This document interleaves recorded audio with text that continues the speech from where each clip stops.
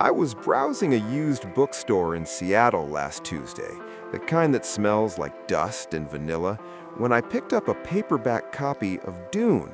It was beat up, the spine was cracked, and it cost $4.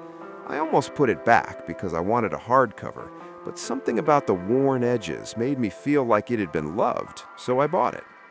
When I got home and cracked it open to page 142, a folded piece of yellow legal pad paper fell out.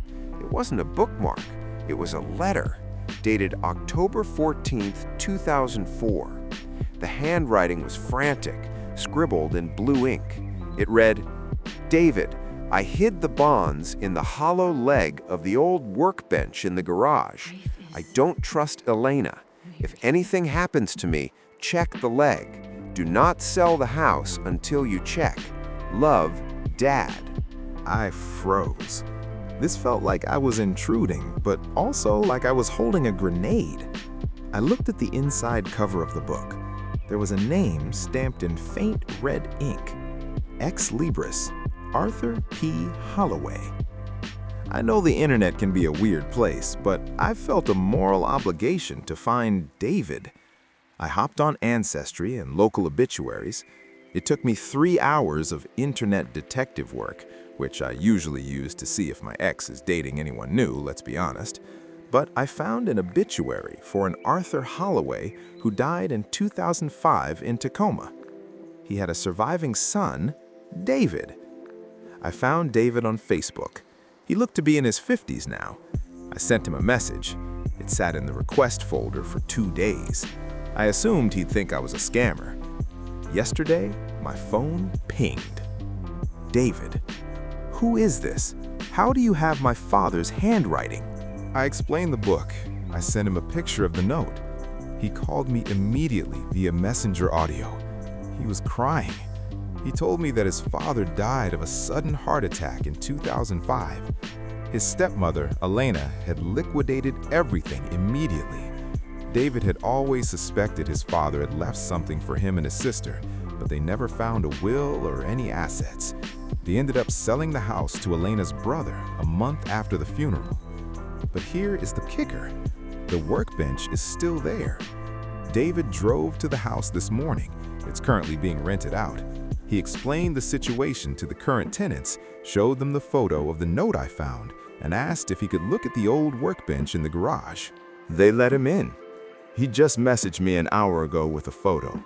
The leg of the workbench had a false bottom. Inside wasn't cash. It was a series of bearer bonds and a property deed to a cabin in Montana that Elena never knew about. He told me, "I've felt crazy for 20 years thinking my dad left us nothing. You just gave me my father back." I'm meeting David for coffee tomorrow to give him the book. I think I'm going to let him keep the $4 copy of Dune. I rented a house on Airbnb for a few days because my landlord recently lost ownership of the home I had been renting for 6 months. How unfortunate. Fortunately, the landlord told me that beforehand, so I rented a house on Airbnb since I would be homeless as soon as he kicked me out for our own good. I didn't have many options on such short notice, so I just grabbed the first place that looked decent and didn't cost a fortune. It was a stressful transition, but I figured it was only for a little while until I found a permanent spot.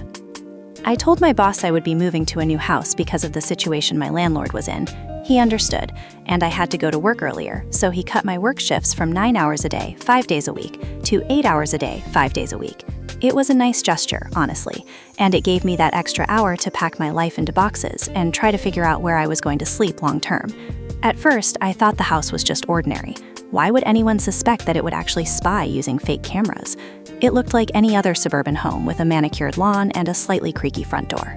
The house was fine, and there was probably nothing in it. I even had a table to put my laptop on, which was essential since I spend most of my day staring at code. It looked like the perfect, ordinary, standard house. The kitchen was clean, the bed was comfortable enough, and the neighborhood was quiet. So I may have even left a 3.5-star review on this guy's account after the first few nights. There were even smoke alarms in every room, which I thought was a great safety feature. I remember thinking, at least this host cares about fire safety and keeping things up to code. It seemed perfect. too perfect to be true. After a week of living in it, why do I feel like I was being watched? I couldn't shake the feeling that someone's eyes were on the back of my neck while I was eating dinner or just sitting on the couch.